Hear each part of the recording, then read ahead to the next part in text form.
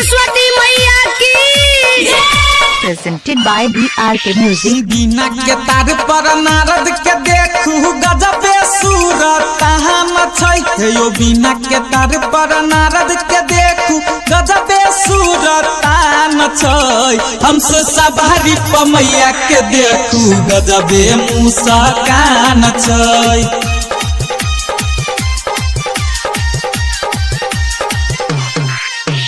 बिना के तार पर नारद के देखू गजबे सूरत छै यो बिना के तार पर नारद के देखू गजबे सूरत छै हमसे सवारी पमैया के देखू गजबे मुस्कान छै।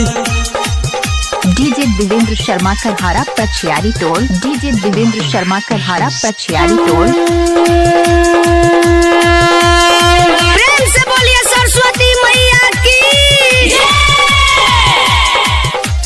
अभी आप सुन रहे हैं करहारा पछियारी टोल से।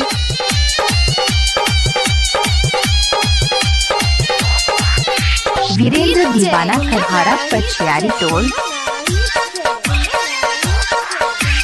अचके में स्वर भेल मिथिला नगरिया भाग जगल शारदे मैया हे नाचैया मोरा बाजू मैया लोगबा बाजैया सगरो बधैया हे। अचके में स्वर भेल मिथिला नगरिया भाग जगल शारदे मैया हे नाचैया मोरा बाजू मैया लोगबा बाजैया सगरो बधैया हे। बोल नंगहरा बाजैया देखू भीड़ लगल ओइ में जान छै ढोल नंगहरा बाजैया देखू भीड़ लगल ओइ में जान छै हमसे सवारी पमैया के देखू गजबे मुस्कान छै। वीरेंद्र दीवाना करहारा पछियारी टोल।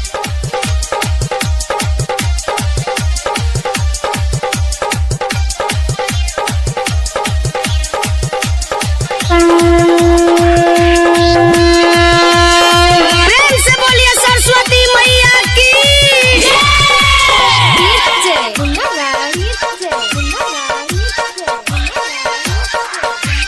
मानव विभोर भेलै सगर होई जोरा भेलै कमल आसन विराजल माटी के मूर्ति से हंसे मोहरा मैया ज्ञान के दीप जलाबुय।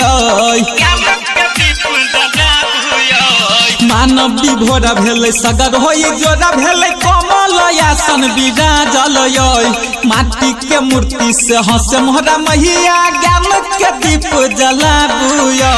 देवता मुहनी देख मुस्काबे सेवका के बसल जान छै देवता मुहनी देख मुस्काबे सेवका के बसल जान छै हमसे सवारी पमैया के देखू गजबे मुस्कान छै।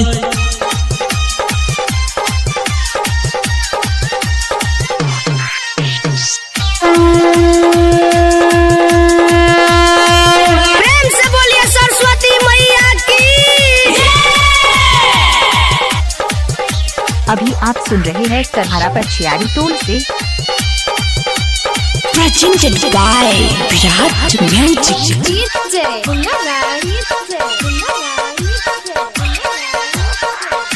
नारद जी कहथिन सुनू हे मोहरा मैया नेवता पठावल सेवा कहा के राइटर पंकज राकेश के साथे कष्ट मिटाबू महे सब के। नारद जी कहथिन सुनू हे मोहरा मैया नेवता पठावल सेवा कहा के राइटर पंकज राकेश के साथे कष्ट मिटाबू महे सब के। गायक रंजन राजेश के दिल में है पूजा के बड़ी अरमान छै गायक रंजन राजेश के दिल में पूजा के बड़ी अरमान छै हमसे सवारी पमैया के देखू गजबे मुस्कान छै हमसे सवारी पमैया के देखू गजबे मुस्कान छै। वीरेंद्र दीवाना करहारा